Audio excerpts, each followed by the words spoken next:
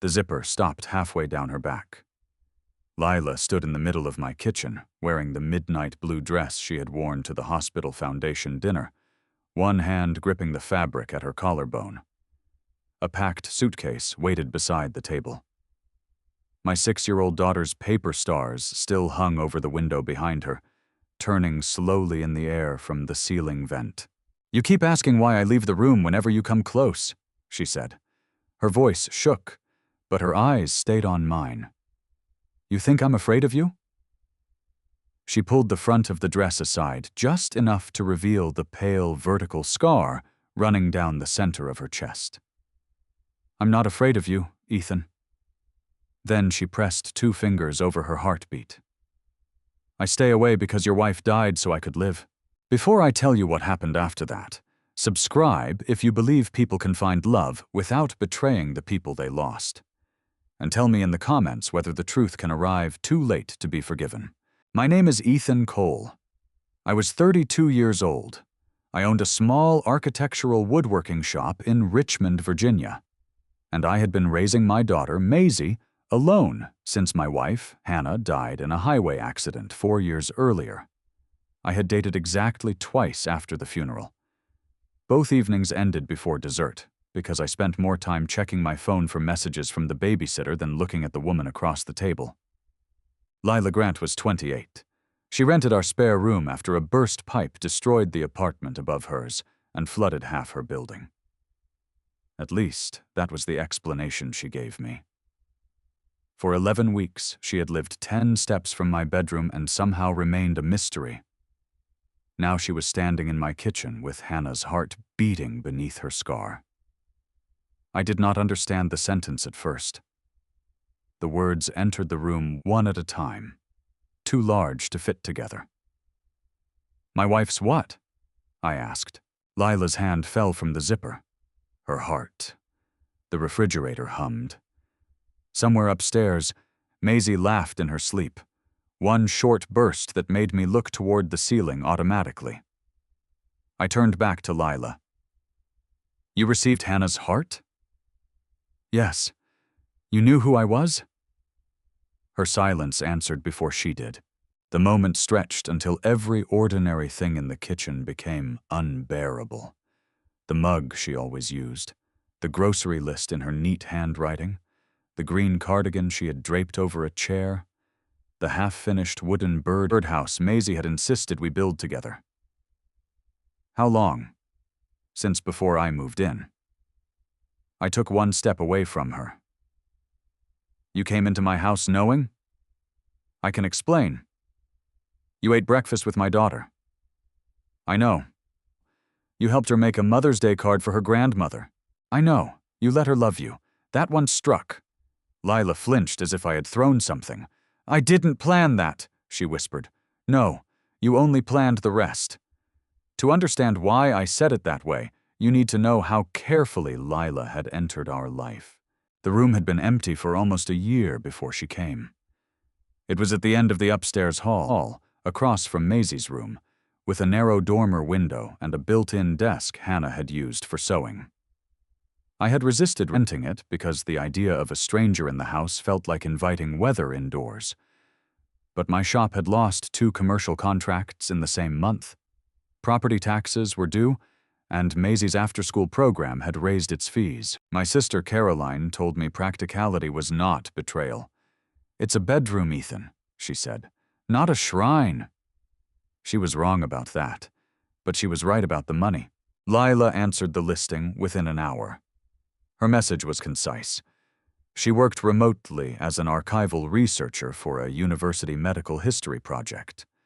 She did not smoke, did not own pets, and needed a quiet place for 3 months while her building was repaired. She attached references and offered to pay the first 2 months in advance. When she arrived for the interview, she wore gray slacks, a cream sweater, and an expression that looked composed until I opened the front door. Then she stared at me as though I had surprised her, even though my photograph had been on the listing. "Lila?" I asked. "Yes." "Sorry."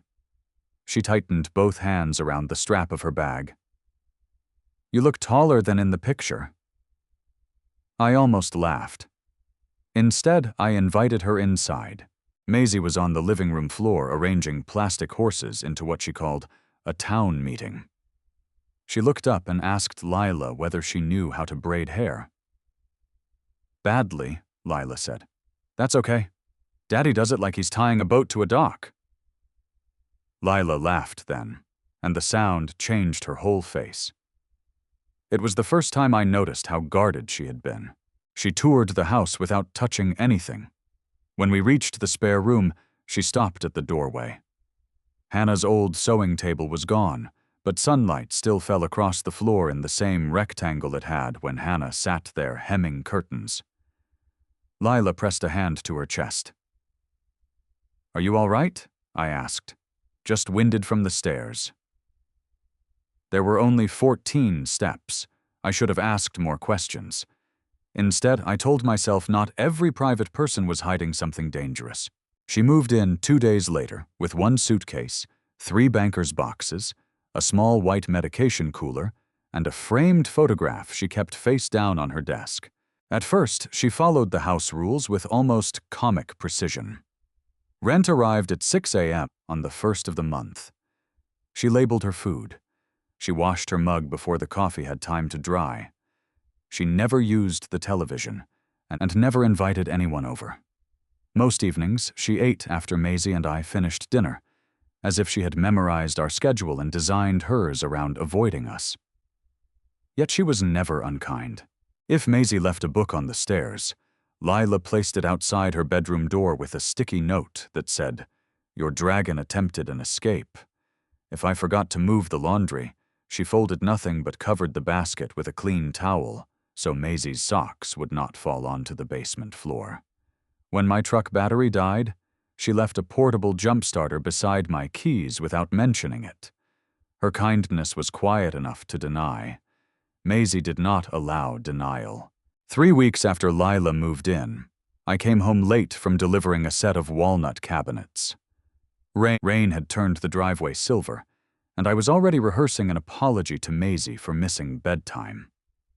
When I opened the door, I heard music from the dining room. Lila sat at the table with a glass of water and a stack of index cards. Maisie stood on a chair wearing a blanket as a cape.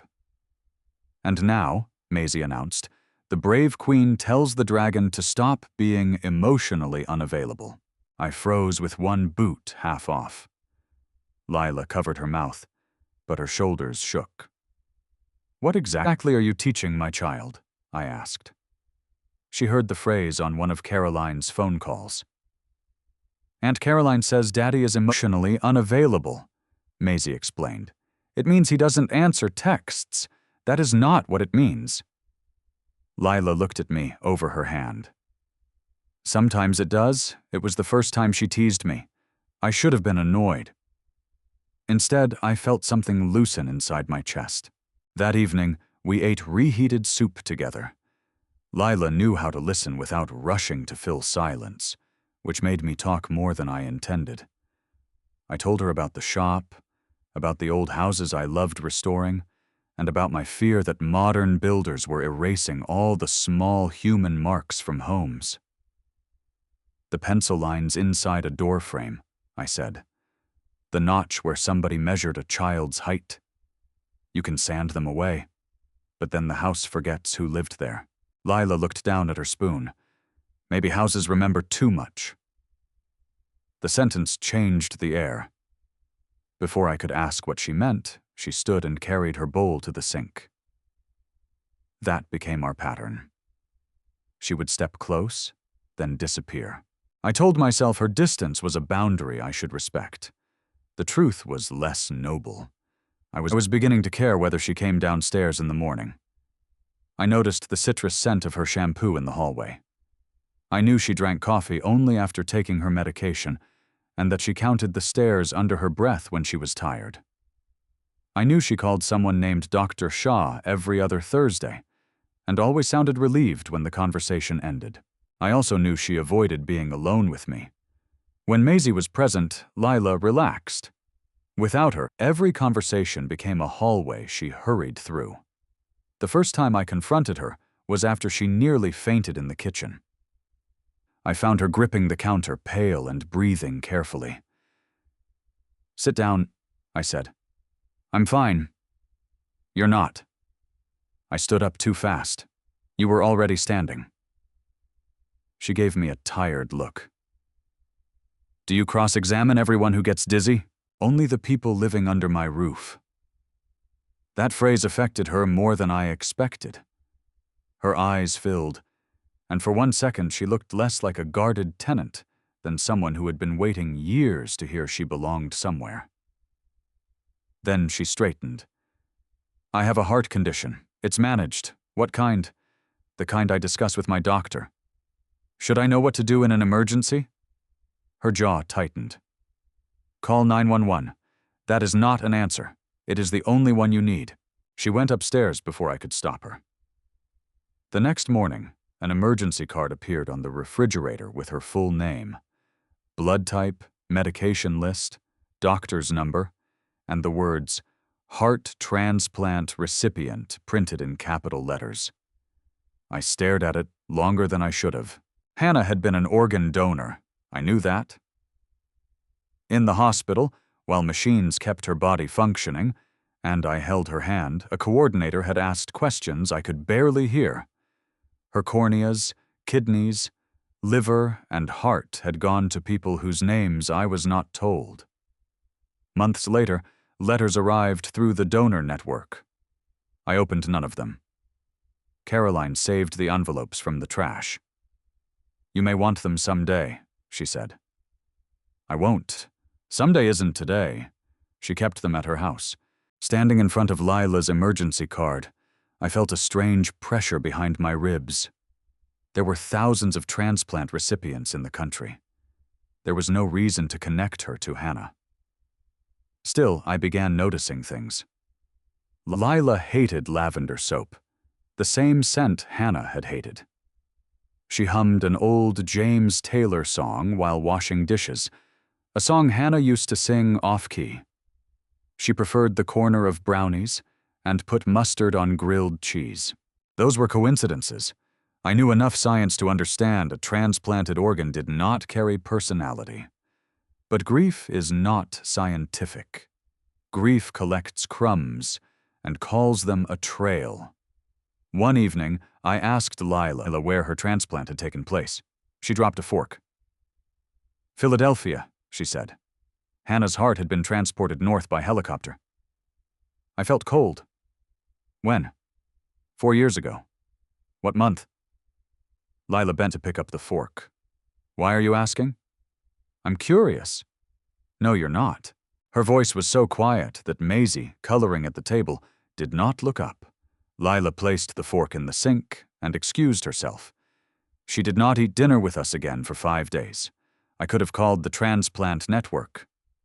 I could have asked Caroline for the letters. Instead, I chose the coward's middle ground. Suspicion without action. Over the next 2 weeks, suspicion and affection grew side by side. Lila helped Maisie finish a solar system model, saved me a seat at a school assembly, and laughed when I admitted I had packed 2 desserts and no sandwich in Maisie's lunch. Yet every time we were alone, she found a reason to leave. One night on the back porch, I asked whether she had known Hannah. She said no, but when I demanded the truth, she pressed a hand to her chest and told me she could not give it. I warned her that she had to trust me if she wanted to stay in my house. Her answer followed me for days. "I trust you too much." The days that followed were worse because they were almost good. The hospital foundation dinner took place 3 nights later. Lila had not told me she was going. I learned because Maisie found the blue dress hanging from the shower rod and announced that Lila looked like a movie star. Lila came downstairs at 7, her hair pinned up and a silver wrap around her shoulders. "I forgot what I was saying." She noticed. "Too much?" she asked. "No." My answer came too quickly. "You look beautiful." Her fingers tightened around the wrap. "Thank you. Is it a work event?" "Something like that." A black car waited outside. Before she left, Maisie hugged her and asked whether princesses had curfews. "This one does," Lila said. She returned shortly after 10. I was in the kitchen repairing a loose chair rung. Maisie was asleep upstairs. Lila entered quietly, carrying her heels in one hand. "You're home early," I said. I wasn't feeling well. I set down the clamp. "Do you need your doctor?" "No." She started toward the stairs, then stopped. "Ethan, my building is ready sooner than expected. I'm moving out tomorrow." The chair rung slipped from my hand.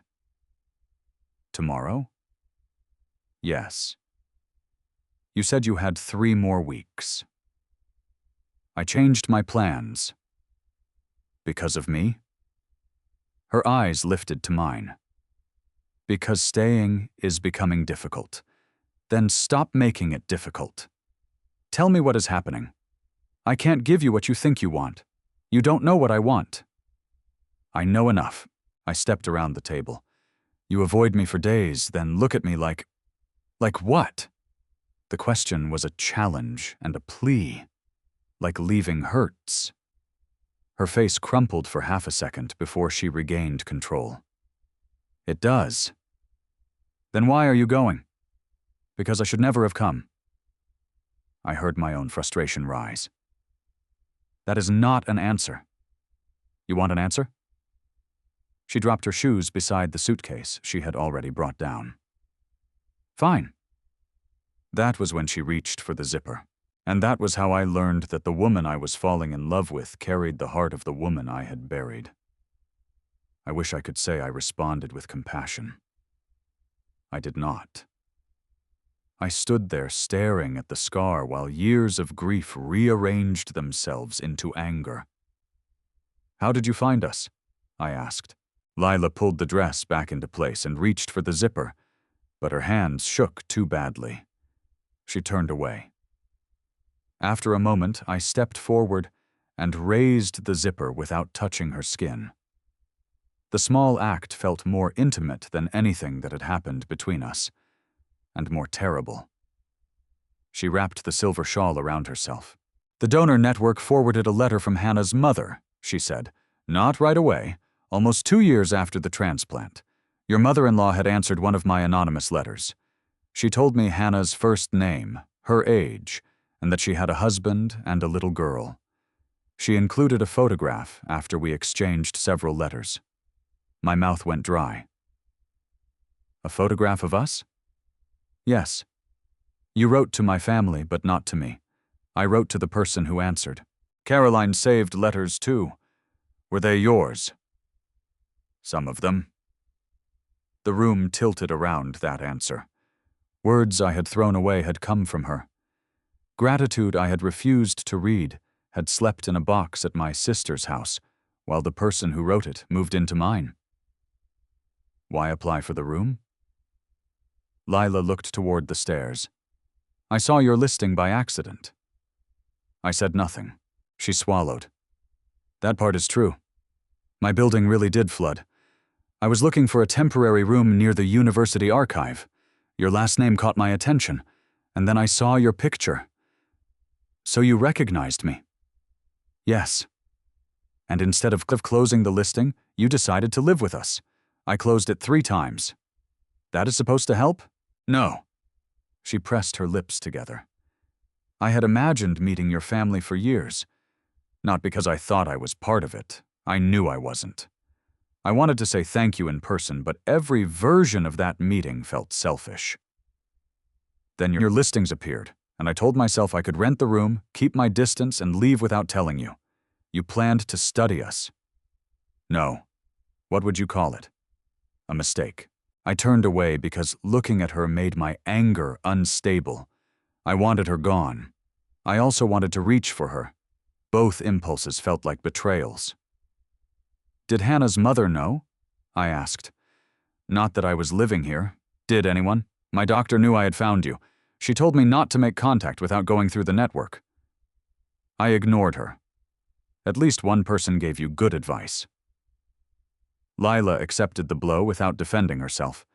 Then she said, "There is something else." I laughed once, without humor. Of course there is. The foundation dinner was for transplant recipients and donor families.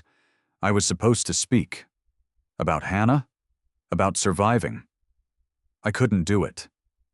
Why? Because every sentence sounded like I was turning her death into my inspirational story. I looked at the suitcase. "And now you're running. I'm leaving before Maisie gets more attached. You should have thought of that 11 weeks ago. I did. Every day."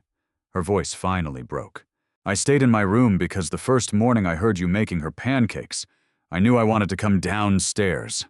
I stopped going to the market with you because I liked being mistaken for a family. I avoided you because when you looked at me, I forgot to feel guilty for being alive." I gripped the back of a chair. Lila continued before I could interrupt. "And when I started caring about you, it became worse. I could not tell whether any feeling I had was mine or whether you would someday wonder the same thing. I knew the heart was an organ. I knew it did not contain Hannah's memories. But grief does not care what we know." Those were almost the same words I had thought weeks earlier. Hearing them from her felt like being recognized against my will. "You don't get to explain my grief to me," I said. "No, I don't. Get some sleep, leave in the morning." Her face went still. I hated myself the second I said it, but I did not take it back. Lila nodded, lifted her suitcase, and carried it upstairs. At 6:15 the next morning, I heard the front door close. Maisie came down 20 minutes later, wearing one sock and carrying the wooden birdhouse. "Where's Lila?" I kept my back to her while I poured cereal. "She moved back to her apartment. Without saying goodbye, she had to leave early." Maisie was quiet. That was more alarming than tears. When I turned, she was staring at the empty hook where Lila's green cardigan had hung. "Did you make her go?" The honest answer was yes. But it was not the whole truth. Lila had packed before I knew. She had planned to leave. Still, I had been the one who closed the door. We had an adult disagreement. That means yes. Maisie. She said adults use long words when they don't want to admit things. Lila said that? Aunt Caroline. Of course. Maisie placed the birdhouse on the table. One side was painted yellow, the other blue, and the roof remained bare wood because she and Lila had not agreed on a color. She promised we'd finish it today. "I'll finish it with you? I don't want you." The words were childish, immediate, and accurate enough to hurt. She went upstairs and shut her door. The house changed after Lila left. It did not return to the way it had been before her. It became a place missing her. Her mug was gone, but I still reached around it in the cabinet. The bathroom no longer smelled like citrus. At dinner, Maisie set 3 forks on the table twice, and then began setting only 2 with exaggerated care. I told myself the pain proved I had made the responsible decision. Lila had entered our lives under false pretenses. She had hidden information that affected us. Protecting Maisie required boundaries. That explanation held until Caroline came to the shop on Monday carrying a white storage box. She placed it on my workbench between a stack of oak trim and a jar of screws. "You finally want these?" she asked. I looked at the return addresses. Gift of Life Donor Program, Transplant Services, Philadelphia. "How did you know?" "Maisie called me and said you sent Lila away because of Mommy's heart." My head snapped up. "She heard us? Children hear everything adults think they hide." I sat on a stool. "Lila had no right to move into our house without telling me. No, she didn't." I had expected Caroline to argue. Her agreement left me without a defense. She lied. She withheld the truth. That matters. Caroline's touched the box. "So does what you do with the truth now. I don't know what I'm supposed to feel." "Feel all of it. Just don't pretend anger is the only honest part." I opened the box. Inside the box were 3 letters from Lila, all written before she knew our names. In the first, she described walking 2 blocks after years of illness and understanding that her impossible morning had begun with our impossible loss. In the last, she wrote that gratitude and guilt often wore the same coat, and that she hoped Hannah's family would know she was trying to honor the gift by becoming fully herself. Carolyn reminded me that I had refused every chance to read those words. Then she asked whether I had cared about Lila before learning the truth. I thought of her kindness, her humor, and the way she saw Maisie as a person rather than a task. I was falling in love with her, I admitted. Carolyn nodded. Then stop acting as if loving someone living makes you disloyal to someone who died. That evening, I told Maisie an age-appropriate version of the truth. We sat on the floor of her bedroom beneath glow-in-the-dark stars. Mommy helped people after she died, I said. Doctors were able to give parts of her body to people who were very sick. Lila received her heart. Maisie considered this with the seriousness she usually reserved for deciding whether worms had feelings. So, Mommy is inside Lila? No. Lila is Lila. A heart helps the body live, but it does not hold a person's memories or make them become somebody else. Then why were you mad? Because Lila knew about us before she moved in and didn't tell me. Why didn't she? Because she was scared. Were you scary? I sighed. Probably. Maisie picked at a loose thread on her blanket. Can we forgive her? I don't know yet. She forgave me when I broke her medicine box. You did what? It was empty. That is not the point. She said people are more important than boxes. I looked at my daughter and heard the lesson meant for me. The next day, I called the number on Lila's emergency card. Dr. Shaw's office would not tell me anything, as they should not have. I called Lila. The call went to voicemail. I left one message. I read your letters. I'm still angry, and I think I have a right to be. But I also owe you an apology for speaking as if your life belonged to my grief. It doesn't. Please call me when you're ready. She did not call. 3 days passed. On Thursday afternoon, a woman named Nina Park arrived at my shop. She was about Lila's age, with a wool coat buttoned to her chin and worry sharpening her voice. You're Ethan? Yes. I'm Lila's friend. She listed you as her local emergency contact, which is confusing because she also told me never to contact you. My stomach tightened. What happened? She collapsed during a follow-up appointment. Her doctors admitted her for monitoring. Is she rejecting the heart? They don't know yet. She has had rhythm problems before. She didn't want you involved, but she left her medical folder at your house, and there's information in it her team needs. The white medication cooler was still in the back of the hall closet. Behind it, I found a blue binder labeled Transplant History. A sealed envelope rested on top. For Ethan, if I fail to leave cleanly. I did not open it. I drove the binder to the hospital with Nina. Rain streaked the windshield, the same thin October rain Lila had described in her first letter. I kept hearing her words. I understood that my impossible day began with yours. At the admissions desk, I handed over the binder and asked to see her. The nurse said Lila had requested no visitors except Nina. Nina looked at me. Do you want me to ask again? No. I sat in the waiting area. Tell her I brought what she needs. I'll stay until the doctors know she's stable. You may be here all night. I have been in worse waiting rooms. Nina studied me, then went through the secured doors. Carolyn picked up Maisie. I spent the next 4 hours beneath fluorescent lights, watching families receive coffee, blankets, and news. Hospitals collapse time. Every closed door becomes the only door in the world. Shortly after midnight, Nina returned. She's stable. It was an arrhythmia, not acute rejection. They're adjusting medication and keeping her overnight. My knees weakened with relief. Can I see her? She still says no. I nodded. Nina sat beside me. She thinks you came because you're afraid of losing your wife's heart a second time. The cruelty of that idea was that part of me had feared exactly that on the drive over, but it was not why I had stayed. Tell her I'll be here in the morning, I said. She may refuse again.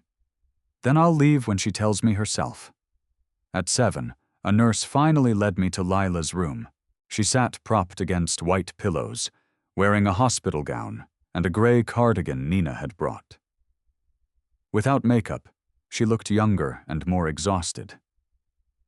Monitor leads disappeared beneath the neckline of the gown. Her eyes moved from my face to the unopened envelope in my hand. You found that? She said. I didn't read it. Why not? Because it was written for a version of you who believed she had to disappear. I want to talk to the version sitting here. She looked toward the window. You should go home to Maisie. She is with Caroline. I'm stable. I know. Then why are you here? I pulled the chair closer but did not sit until she nodded. Because I was cruel, I said.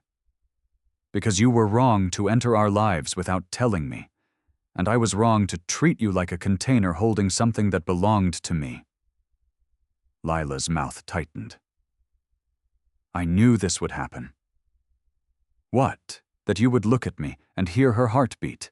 I did that before I knew. I turned your music, your food, and every random coincidence into evidence because part of me was already suspicious. But I was wrong about almost all of it. She gave a faint, confused laugh. You investigated my grilled cheese? I was not at my best. No. I know Hannah is not inside you. Lila looked at her hands. Knowing does not always change feeling. No. But feeling can change when we stop feeding it the wrong story. She was silent. I leaned forward. I need to ask you something, and I need an honest answer even if it hurts. Did you care about me because I was Hannah's husband? Lila closed her eyes. At first, you were not real to me. You were a photograph and a name attached to the worst and best day of my life. When I moved in, I thought knowing you might settle something in me. It didn't. What happened instead? You left cabinet sketches on the breakfast table. You sang badly when you packed Maisie's lunch. You checked every window twice before bed. You apologized to furniture when you bumped into it. I do not. You apologized to a lamp. It was an expensive lamp. Her smile appeared and vanished. I cared about you because you were you, she said. That is why I left. I was afraid you could never believe it. I sat back, letting the answer settle. Now you ask me, I said. Her eyes lifted. Did I come because of the heart? She did not want to ask, but she did. Did you? I came because you make my daughter feel heard. Because my house felt warmer when your shoes were by the door. Because you challenge me when I hide it inside work. Because you leave the corner brownie for Maisie even though it is your favorite. I came because I spent 4 years believing love after Hannah would subtract from what we had. And you made me understand that love is not an accounting system. Tears slipped down Lila's face. I continued, because stopping would have been another form of fear. I'm not in love with Hannah's heart. I'm in love with the woman who carries it, and I am angry with her. Both things are true. Lila laughed through her tears. That is not a very polished confession. I work with wood. We sand later. Her hand covered her mouth. I reached across the space between us, palm up. I'm not asking you to move back today. I'm not pretending trust repairs itself because we said emotional things in a hospital. I'm asking whether we can start again with no secrets. She stared at my hand. What would starting again look like? Coffee in a public place? Separate homes? Therapy, probably. Romantic? I have a coupon. That earned a real laugh. Weak, but unmistakable. Then she placed her hand in mine. Coffee, she said, and therapy. No hidden donor letters, no emotional investigations of sandwiches. I cannot promise that. Her fingers tightened around mine. I did not kiss her in the hospital. I wanted to, but wanting something did not mean the moment belonged to me. Instead, I sat beside her until breakfast arrived, and we talked about ordinary things. Her flooded apartment, Maisie's birdhouse, the speech she had abandoned at the foundation dinner. Before I left, I gave her the sealed envelope. "You decide what to do with this," I said. She tore it in half without opening it. Starting again was less dramatic and more difficult than the hospital conversation. Our first coffee lasted 40 minutes. Lila chose a crowded shop near the river. We discussed boundaries. She agreed never to contact Maisie directly without telling me. I agreed not to use my role as a father to avoid emotional risk. We decided that Hannah's transplant would not be a forbidden subject, but it would not become the center of our relationship. Our second coffee became lunch. Our third became a walk. 2 weeks later, Lila apologized to Maisie in Caroline's living room. "I should have told your dad the truth before I moved in," she said. "Adults can be scared and still make choices that hurt people." Maisie crossed her arms. "Are you going away again?" "I live in my own apartment now." "That isn't what I asked." Lila looked at me before answering. "I'm not planning to disappear." Maisie considered this. Then she brought out the unfinished birdhouse. "The roof should be purple." Lila nodded solemnly. I was wrong about green. Forgiveness in Maisie's world came with paint requirements. Mine took longer. There were days when the knowledge struck without warning. Once, Lila fell asleep on my sofa while a movie played, and I watched the rise and fall of her chest.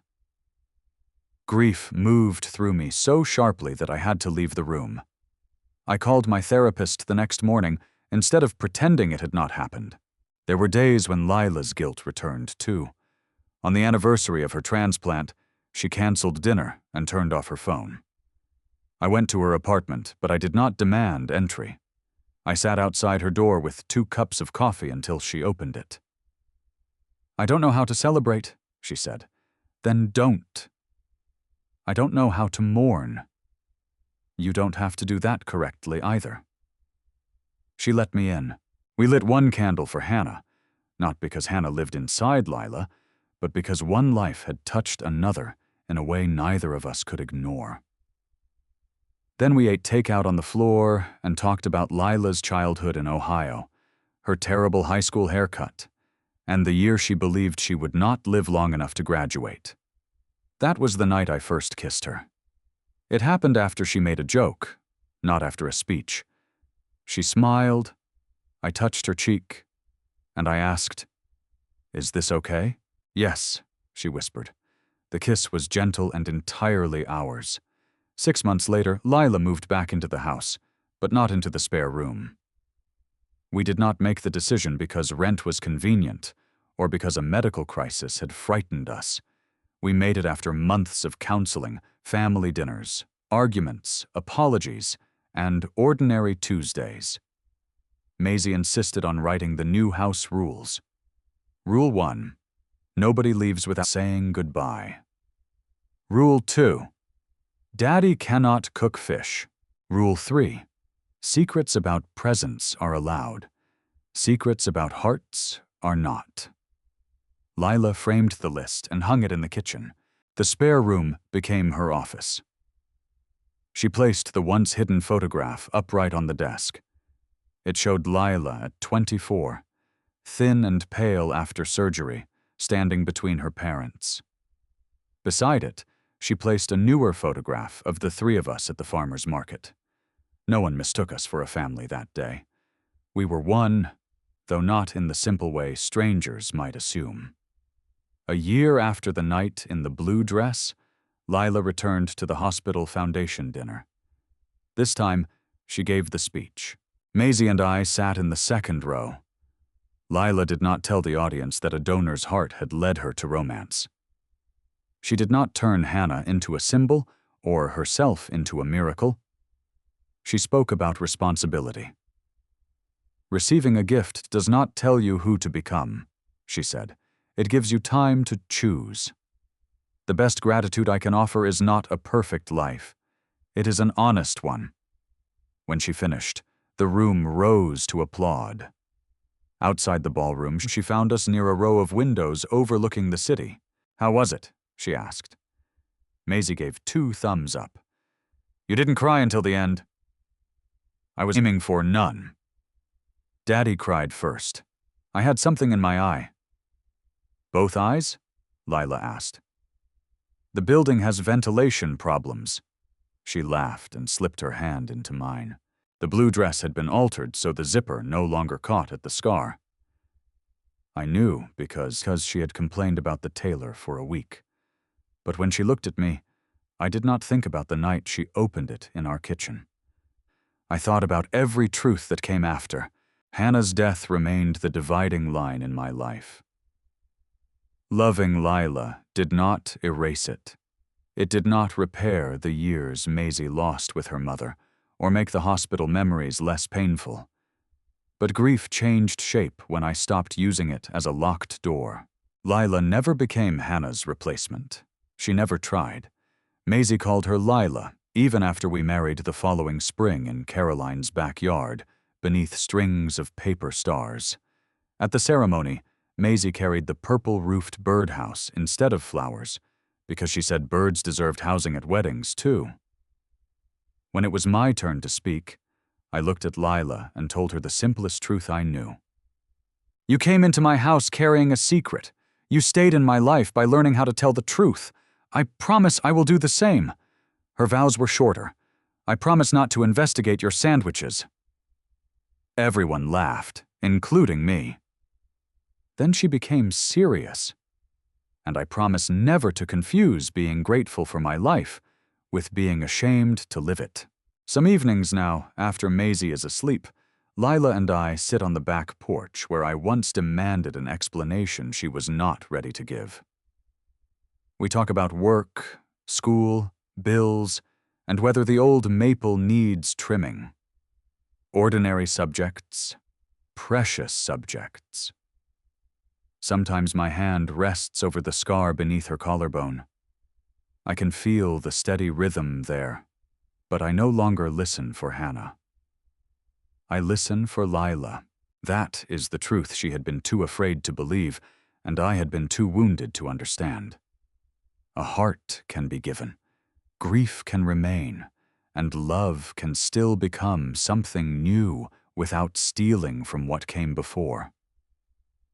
If this story moved you, subscribe and share it with someone who needs to hear that opening your life again is not the same as forgetting. And tell me, if you were in my place, could you have forgiven Lila for how she entered our family?